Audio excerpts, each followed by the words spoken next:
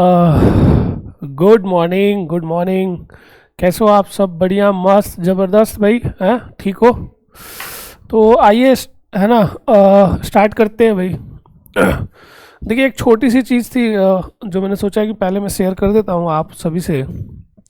ठीक है, पढ़ाई लिखाई तो देखो चलता ही रहेगा, आपका 11th ख़त्म हो रहा है, स्कूल में भी हो गया होगा। ठीक है, देखो एक छोटी सी चीज़ है जो मैं जेन्युइन आपको बता रहा हूँ। वो ये है कि जो मैं यहाँ पढ़ा रहा हूँ, है ना, या जो भी आपने पढ़ा है वो पहले भी आप पढ़े होंगे, कई बार पढ़े होंगे, खुद से पढ़े होंगे, है ना। इसके बावजूद भी जो है चीज़ें क्लियर नहीं हुई होंगी, कुछ चीज़ें रह गई होंगी, और ये हमेशा से होते रहा है और ये रहेगा। देखिए, लर्निंग जो है ना बहुत ही स्लो प्रोसेस है, मैं बार बार बच्चों को बोलता हूँ। और जो चीज़ भी हम कर रहे हैं उसके लिए अकाउंटेबल होना बहुत ज़रूरी है, बहुत ज़्यादा ज़रूरी है अकाउंटेबल होना। इट मीन्स कि अगर हम कुछ पढ़ रहे हैं तो उसको हम प्रोड्यूस भी कर पाए, है ना, कि हाँ ठीक है ये चीज़ें ऐसे से होती हैं। और ये होता है बेटा, सिंपल एक ही नियम है, ये गांठ बांध के रख लो, एक बार अप्लाई करके देखना, फिर मुझे बताना मैं सही हूँ कि गलत हूँ। देखो, जो मुझे लगता है जो बच्चा जो है जो चीज़ मिस करता है वो होता है प्रैक्टिस, है ना। वो सिंपल, ठीक है, मतलब एक सिंपल नियम जो बताता हूँ मैं बच्चों को वो बताता हूँ।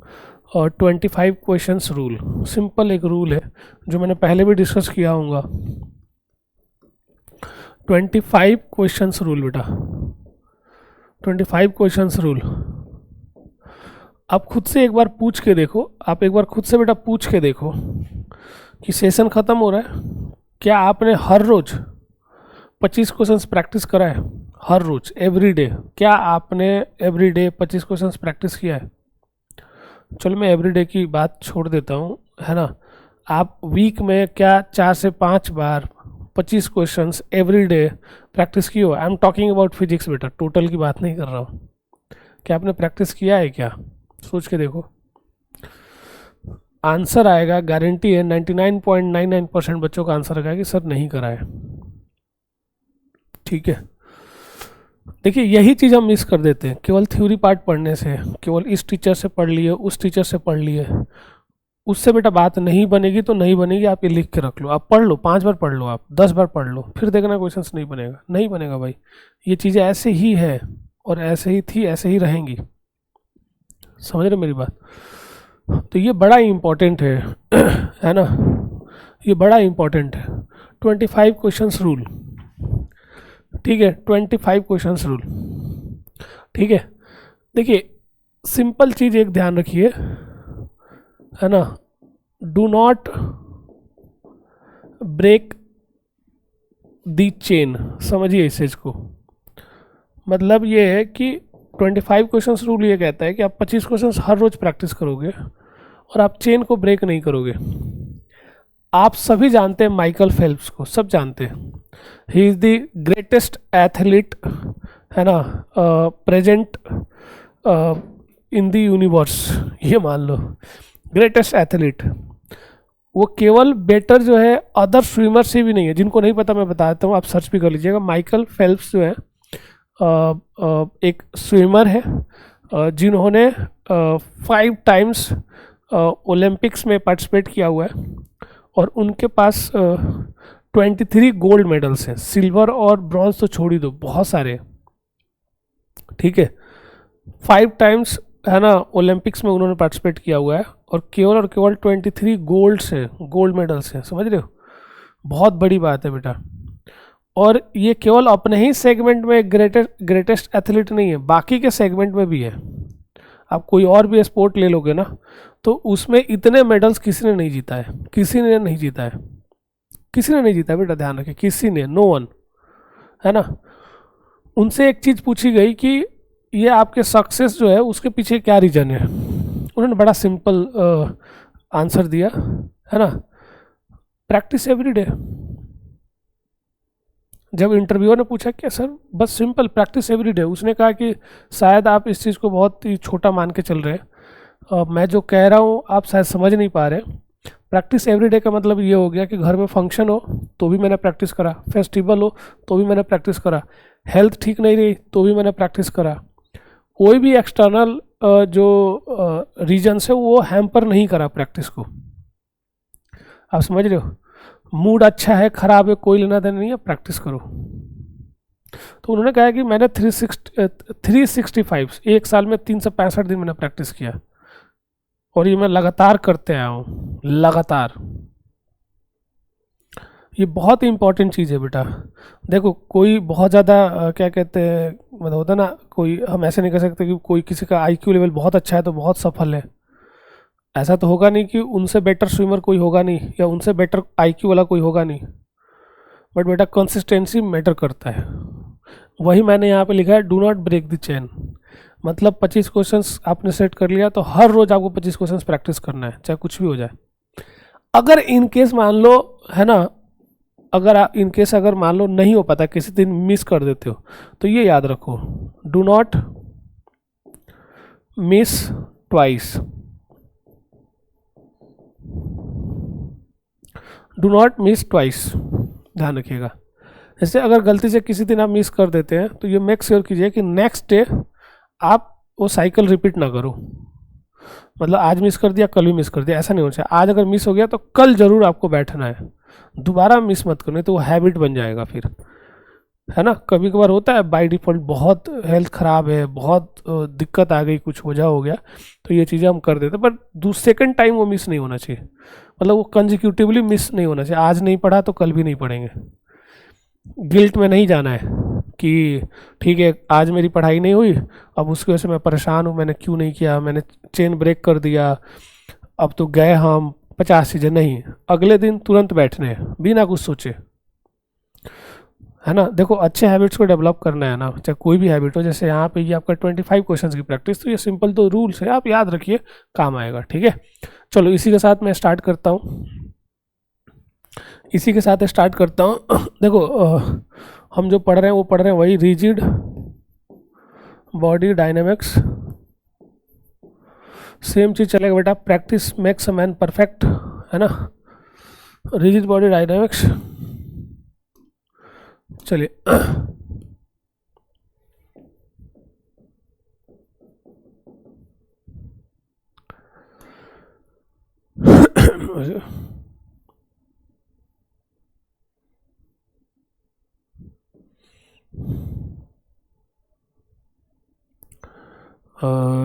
एक सेकंड बेटा, मुझे थोड़ा सा समय देना पड़ेगा आपको, थोड़ा सा मुझे पीपीटी चेंज करना पड़ेगा, थोड़ा सा 1 मिनट लगेगा बस, 1 मिनट आप समय दीजिएगा।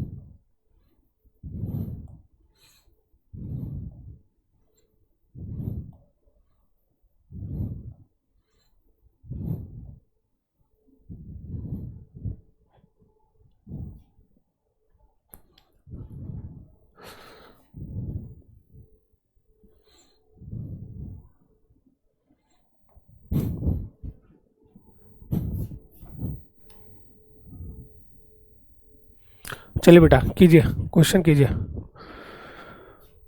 स्टार्ट हो जाइए।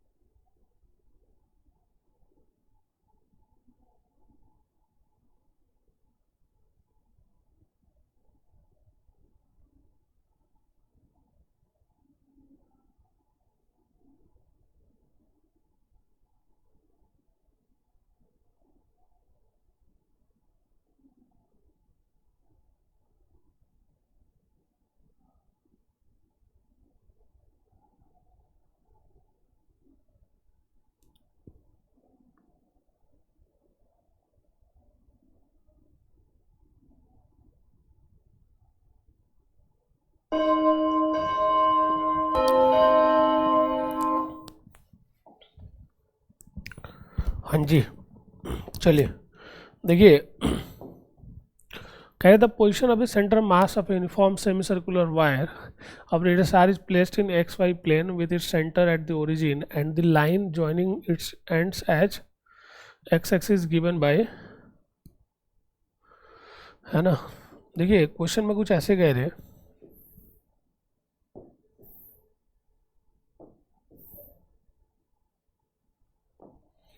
ये कुछ ऐसे है,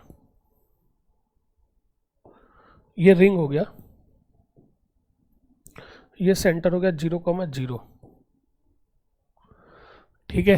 तो कह रहे हैं कि इसका सेंटर मास बताइए, क्योंकि ये एक्स एक्सिस हो गया और ये वाई एक्सिस हो गया। देखना, ध्यान देना, इसका सेंटर मास ना बेटा यहाँ पे होता है, ठीक है, ये सेंटर मास होता है, ये आपको याद होना चाहिए डायरेक्ट। और ये होता है बेटा 2r/पाई, यानी हियर मैं लिख सकता हूँ कि 2r/पाई जो है that is equal to what, xr/पाई, यानी x की वैल्यू कितना हो गया, है ना, ये हो गया 2। बस यही आंसर है, ठीक है।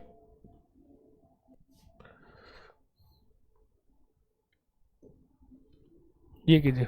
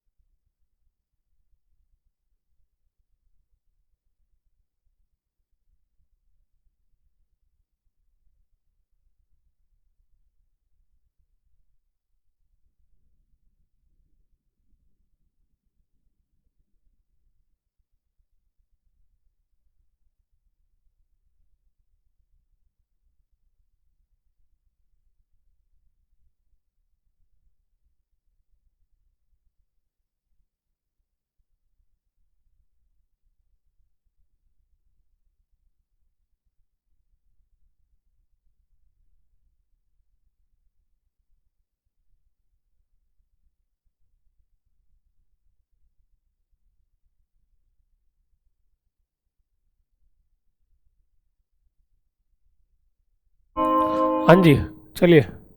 कह रहे two blocks of mass 10 kg and 30 kg are placed on this same straight line with coordinates this and this.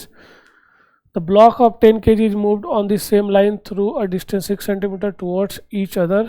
Towards the other block, the distance through which the block of 30 kg must be moved to keep the position of the center mass of the system unchanged. यानी displacement of centre mass zero है. तो displacement of centre mass का क्या formula होता है? m1 delta r1 plus m2 delta r2. ठीक है, is equal to क्या कर देंगे? Zero. This is the displacement of centre mass. Actually ये नीचे m1 प्लस m2 भी आता है, बट ये इधर जाएगा तो क्या होगा? जीरो. बेटा ये फॉर्मूला आपको याद होना चाहिए, ध्यान रखना. अब क्वेश्चन में क्या कह रहे हैं कि हमारे पास दो ब्लॉक है ऐसे, मान लीजिए हो गया 10 kg का, एक कितना हुआ हमारा 30 kg का. अब 10 kg वाला जो ब्लॉक है ना,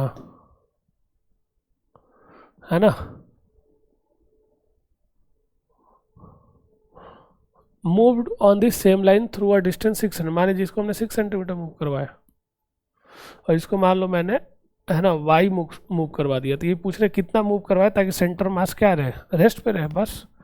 तो मैं लिख सकता हूँ m1 यानी 10 इंटू 6 माइनस का 30 into y is equal to zero. तो वाई इज इक्वल टू कितना होगा? 2 सेंटीमीटर, है ना.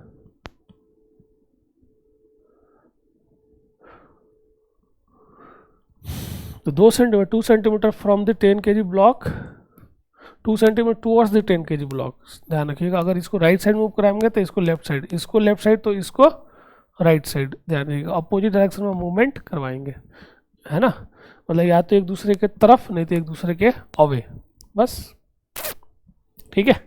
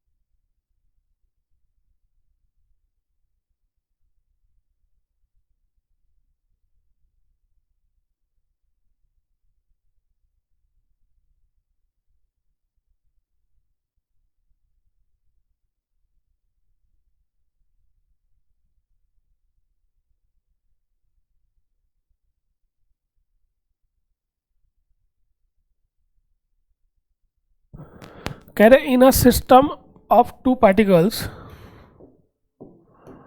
in a system two particles of masses m1 and m2 are placed at a certain distance from each other. The particle of m1 is moved towards the center of mass of the system through a distance 2 cm. In order to keep the center of mass of the system original, the particle of mass m2, बेटा ये तो same question है same question है बेटा, ये तो है ना, ये तो सेम क्वेश्चन है, हो गया होगा, सेम चीज़ करना है बस। देखो तो दो बार आया ना, 2024 में और 2022 में, देख रहे हो क्वेश्चन रिपीट हो रहे हैं, इसलिए प्रैक्टिस बड़ा इंपॉर्टेंट है कि नहीं।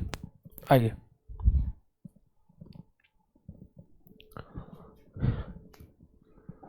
कीजिए।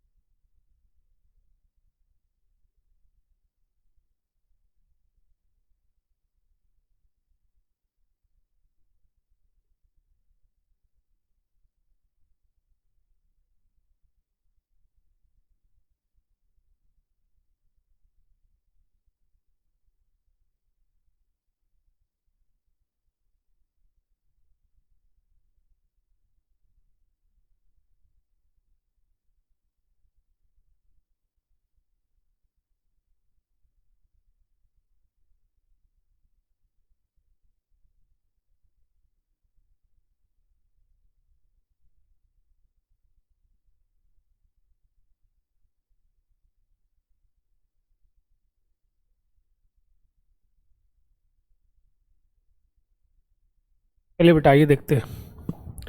कह रहे three identical squares each of mass 2m are placed at the corners of the right angle triangle with mutually perpendicular sides equal to 4m each, taking point of intersection of these two sides as origin, the magnitude of position vector of the center mass of the system is। देखिए question में कुछ ऐसे है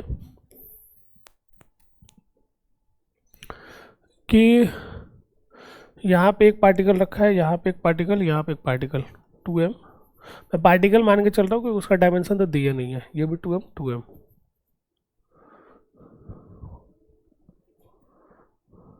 4 metre each, ये 4 metre है, ये भी कितना है 4 मीटर, ठीक है।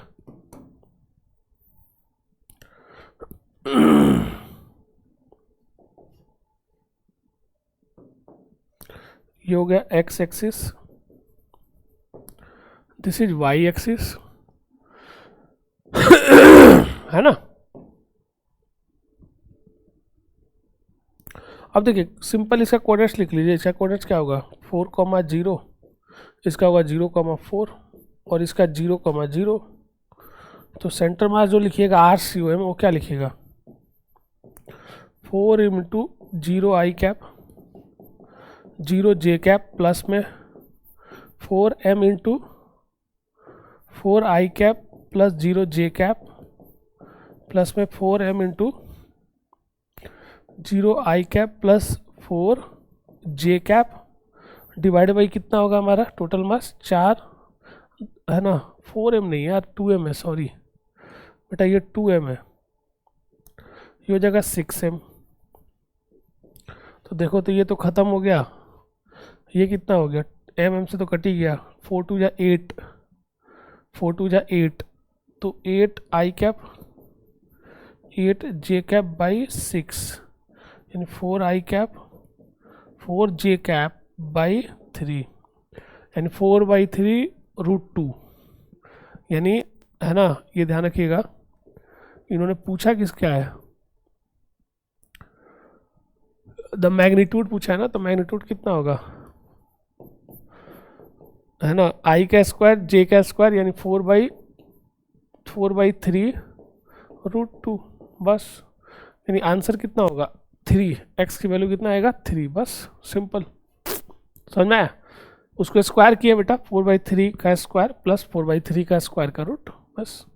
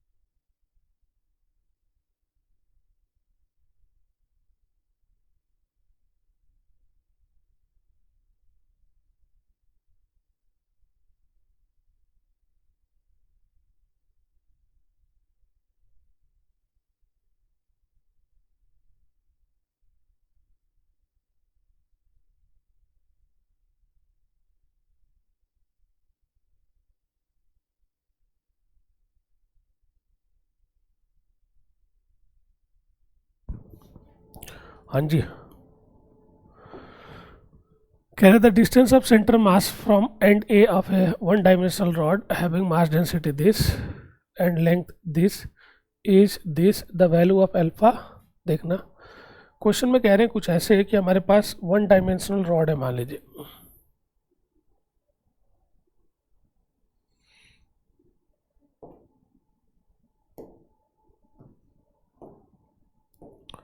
ठीक है, वन डायमेंशनल रॉड है ऐसे,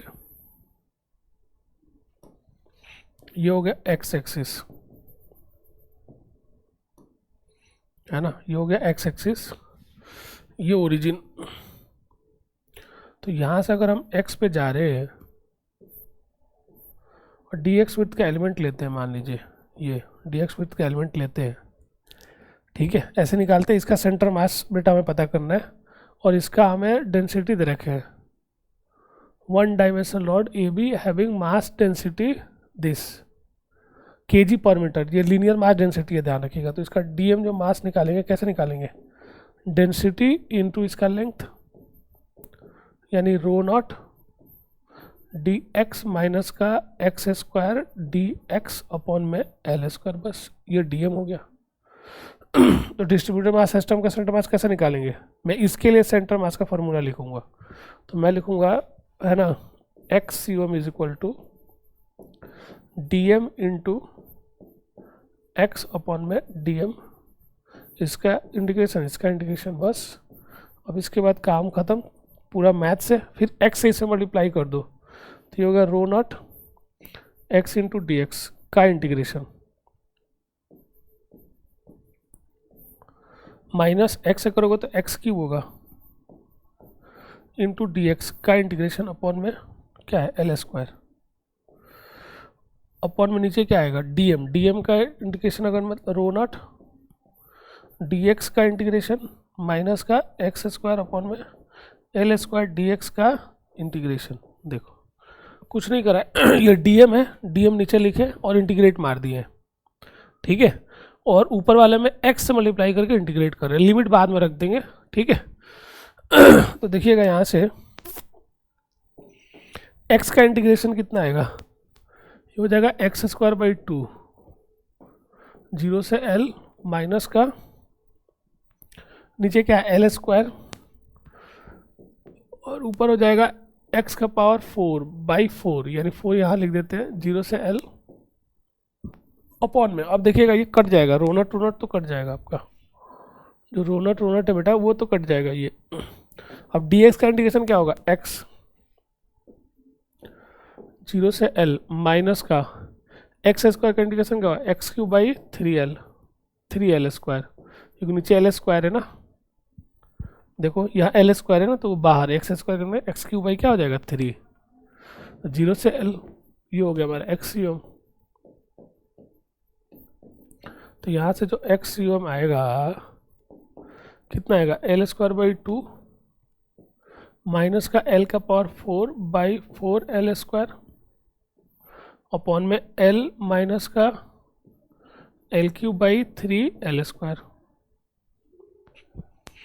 तो यहाँ से कितना आ जाएगा हमारा एक्स यूम इक्वल टू, ये आ जाएगा हमारा, ये काट दो दो, ये भी काट दो एक, तो 1/2 माइनस 1/4, तो 1/4 यानी एल स्क्वायर बाई 4 इंटू 3, ऊपर 3 में से 1 गया 2 एल, ये कट गया, कितना आ गया 3l/8, यानी आंसर देखो 3l/8 3l/8, अल्फा की वैल्यू कितना होगा 8, बस कुछ नहीं करा बेटा, हम x पे गए, डी एक्स वर्थ का एलिमेंट ले लिया, इसका मास निकाल लिया dm, डेंसिटी इंटू लेंथ, ठीक है, और फिर उसके बाद क्या किया मैंने, उसके बाद देखो फॉर्मूला यूज़ कर लिया dm इंटू एक्स अपन में dm का इंटीग्रेशन, फिर उसके बाद मैथ्स चल रहा है, ठीक है।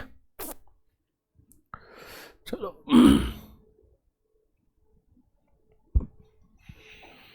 थोड़ा अच्छा क्वेश्चन है, कीजिए, थोड़ा ज़्यादा टाइम दे देते हैं कीजिएगा ज़रूर।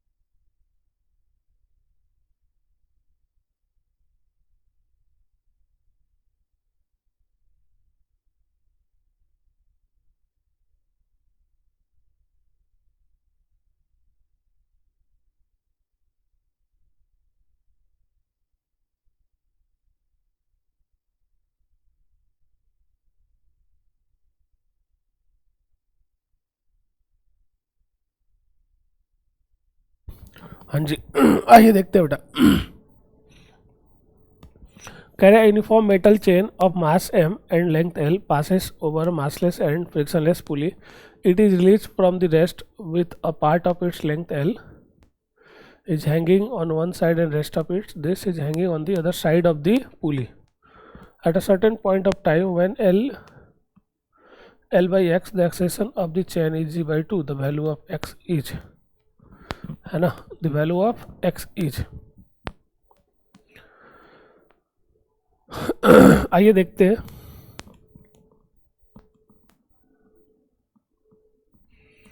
देखिए इसको हम ऐसे सोच लेते हैं, इसका जो मास होगा कितना होगा, इसका mass total mass divide by total length into small m into g, इतना फोर्स इधर लग रहा है, इधर कितना लग रहा है, total mass divide by total length capital L minus small l into g. ठीक है अब क्या कुछ नहीं करना है, ये नीचे जा रहा है, ये नीचे एक्सेशन होगा, ये कहाँ होगा ऊपर, तो हम लिख सकते हैं m by l minus l into g minus का m small l g by l is equal to mass into acceleration. M से एम देखो कट गया, है ना। अब ये काम करते हैं, ये अंदर की तरफ मल्टीप्लाई करते हैं, तो ये होगा 1 माइनस, है ना, जी कॉमन ले लो, ये होगा 1 minus L by capital L minus का एल बाई कैपिटल एल, जी मैंने कॉमन ले लिया है, इज इक्वल टू ए। तो यहाँ से मैं क्या लिख सकता हूँ ठीक है, कि जी 1 minus twice l by capital L, acceleration कितना है जी बाई 2, तो ये ख़त्म ये ख़त्म। ठीक है, तो ये कितना आएगा हमारा, यह आ जाएगा 1 माइनस का twice l by capital l is equal to 1 by 2, तो है ना, तो ये उधर ये इधर, तो ये 1 बाई 2 स्मॉल एल बाई क्या होगा कैपिटल एल, तो small l is equal to क्या होगा एल बाई 2, 2 आंसर है, 2 आंसर, बस सिंपल है यार, सिंपल है, कोई बड़ी बात नहीं है। ठीक है चलो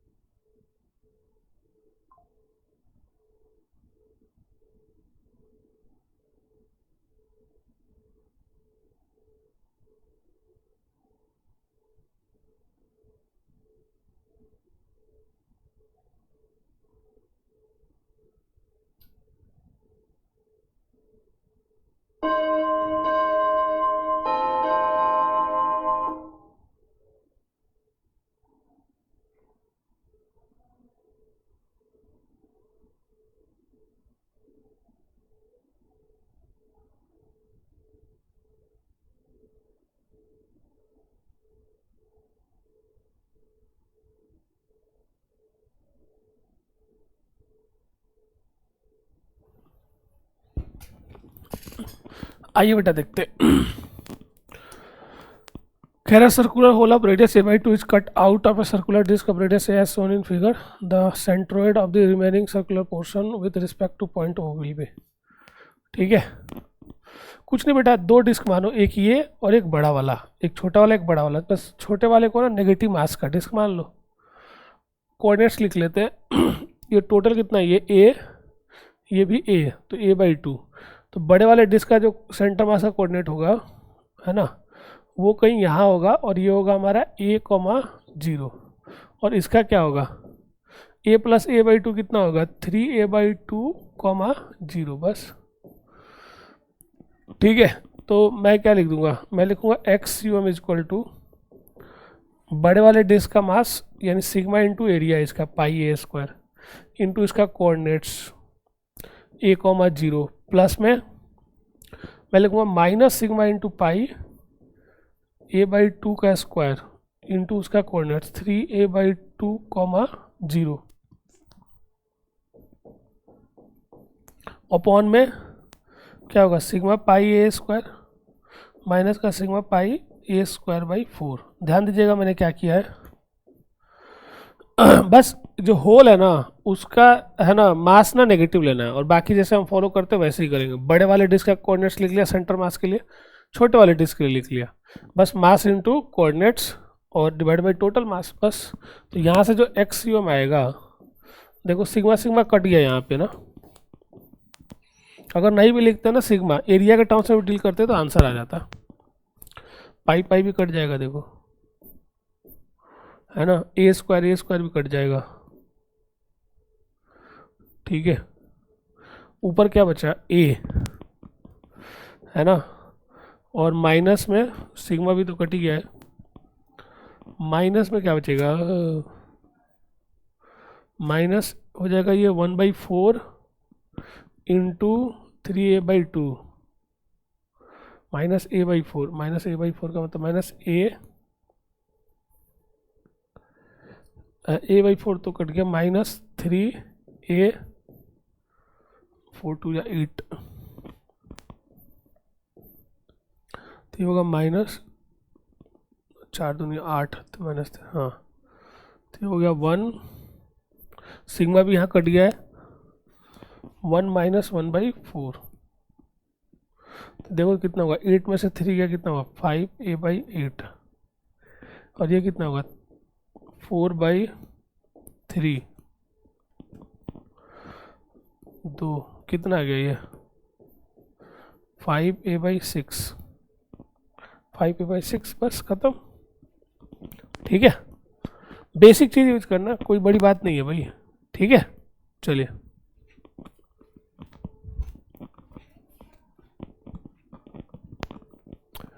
सेम कॉन्सेप्ट पे है, कीजिए। अच्छा क्वेश्चन है, थोड़ा समय ले लीजिए लेकिन कीजिएगा ज़रूर, ट्राई कीजिए।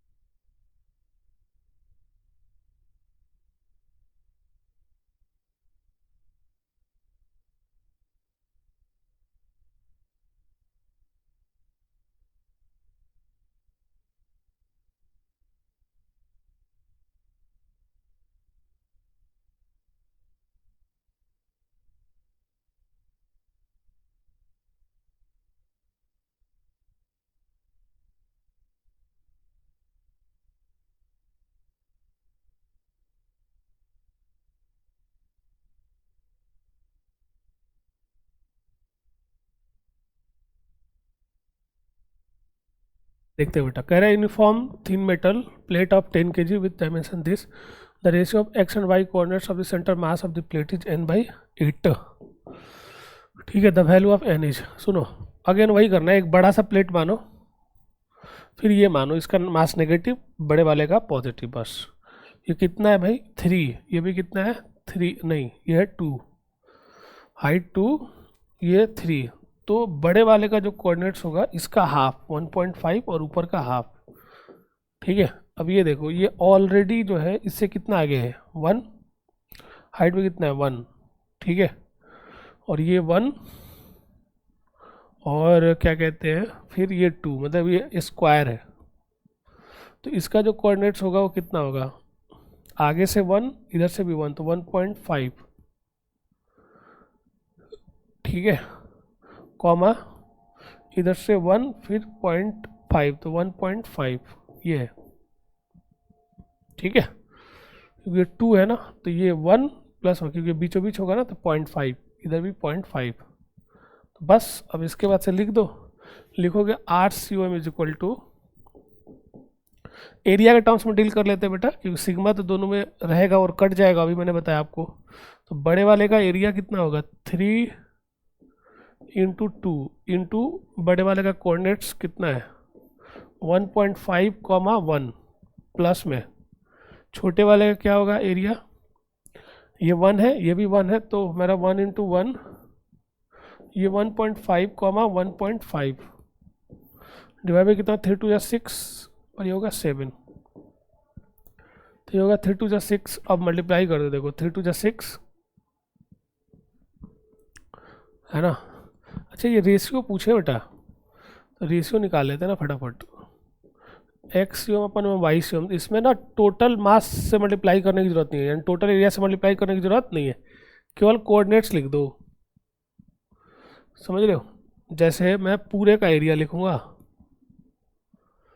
है ना, तो पूरे का एरिया हमारा कितना होगा 3 इंटू 2 इंटू उसका कोऑर्डिनेट्स 1.5 डिवाइडेड बाई प्लस में 1 इंटू 1 इंटू कितना है 1.5 डिवाइड बाई 3 इंटू 2 इंटू कितना होगा 1 प्लस में 1 इंटू 1 इंटू कितना होगा 1.5, ध्यान रखना area into coordinates, area into coordinates, area into coordinates, total area तो कट ही जाएगा, ये हो गया 6,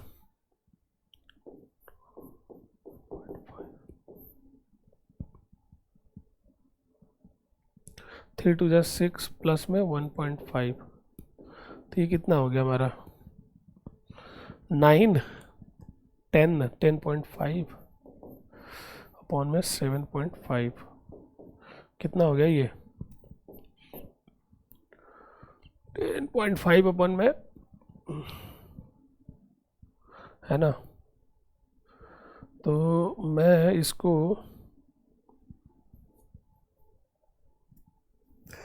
डिवाइड करो 5 से, 5 दूनी 10, 5 एकम 5, 50 25, 3 7 21, 3 5 15, 7/5 आ रहा है यार,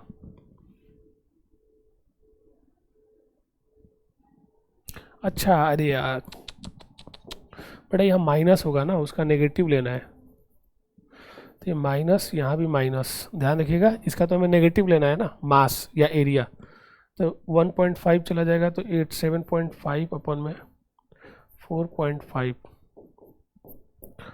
5 एकम 5, 50 25, 5 9 45, यानी एन की वैल्यू कितना हो गया 15। सुनो मैंने क्या किया, देखो टोटल का area into x coordinate, total area into इसका एक्स कोऑर्डिनेट, पर लेकिन माइनस होगा क्योंकि ये कैविटी है, फिर से टोटल का area into y coordinate, total का एरिया इंटू वाई कोऑर्डिनेट, बस यहाँ माइनस रहेगा, बस सॉल्व करो आंसर आएगा, ठीक है।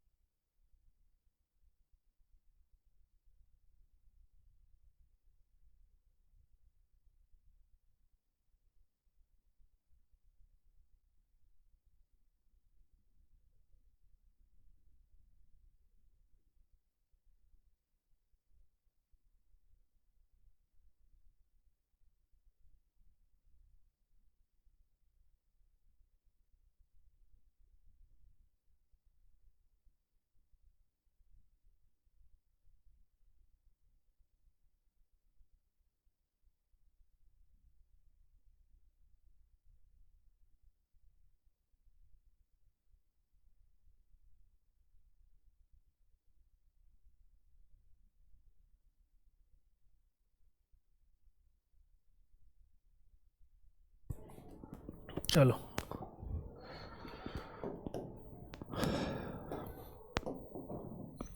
देखो कह रहे हैं body of mass 1000 kg is moving horizontally with velocity this और 200 kg extra mass is added the final velocity is. बेटा सिंपल मोमेंटम कंजर्व कर दो, initial momentum is equal to final momentum, क्योंकि ऐड करने से नेट फोर्स कितना होगा 0, दोनों को सिस्टम मान लेंगे तो 1000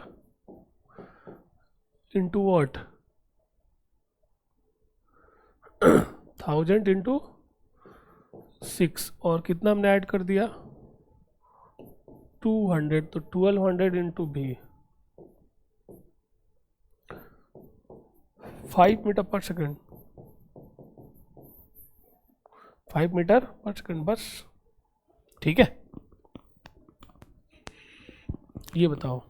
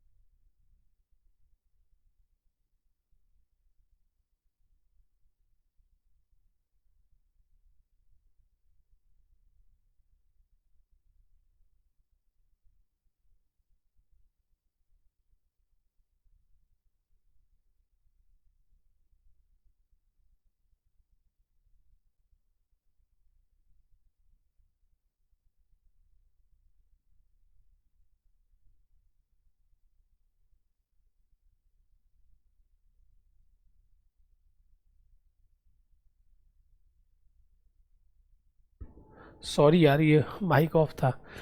एक्चुअली सुनो मेरी बात, जो एरिया है ना बेटा वही इम्पल्स देगा, जो एरिया है वही इम्पल्स देगा।